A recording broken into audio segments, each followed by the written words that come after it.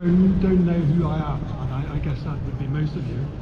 I spent the mitten. I'm a former Norwegian defense attaché to Ukraine. I served in Ukraine in 2014 to 18 and have, in a sense, never left.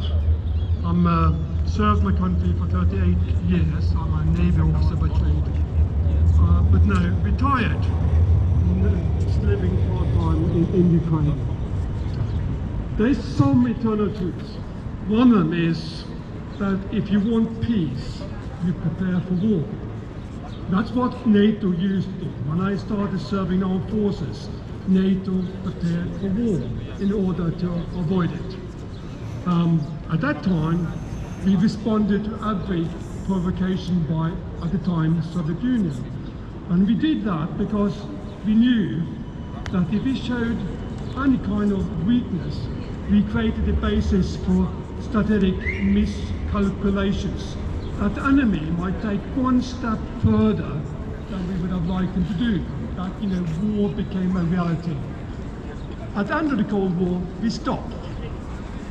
We not only stopped responding to provocations, but we also stopped investing in security and preparing for peace. And as a consequence, we are in a situation that there is the most horrific war in the European continent since the Second World War.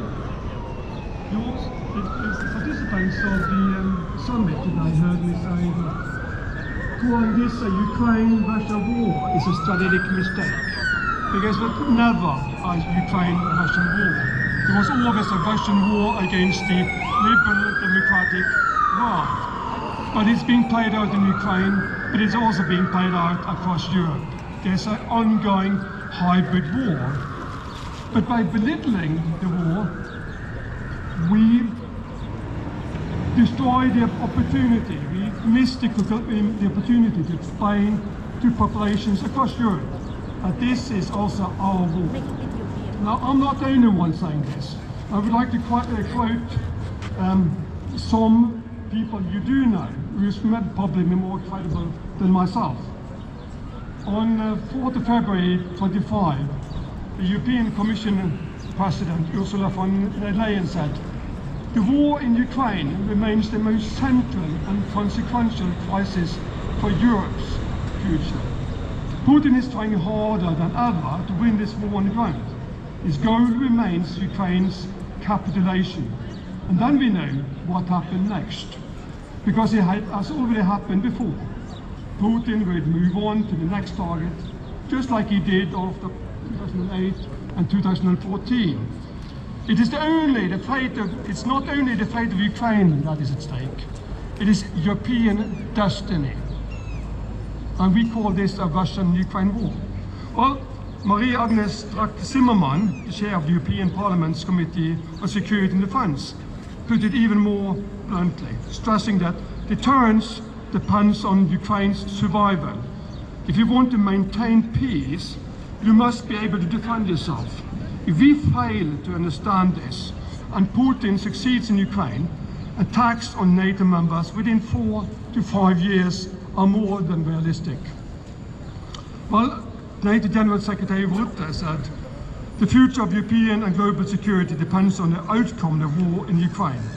Peace will not last if Putin gets his way in Ukraine, because then he will move forward."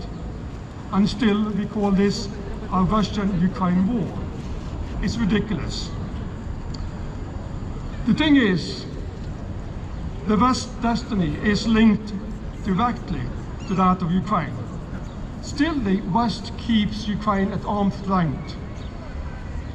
It's both irrational and irresponsible. I have long argued in favor of Ukraine NATO integration. There are at least 9 compelling reasons for Ukrainian NATO membership, one of which is it's the only diplomatic solution that will actually work.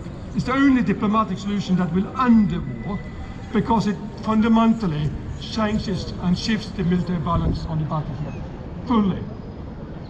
But some cite a fear for a war as an argument against Ukraine NATO membership. The fear is, however, irrational. It's not logical.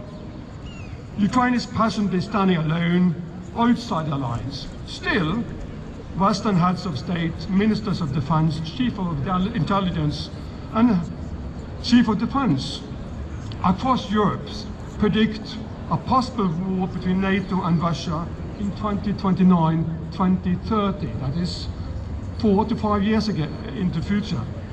That means that a war might happen irrespective if Ukraine is within or outside.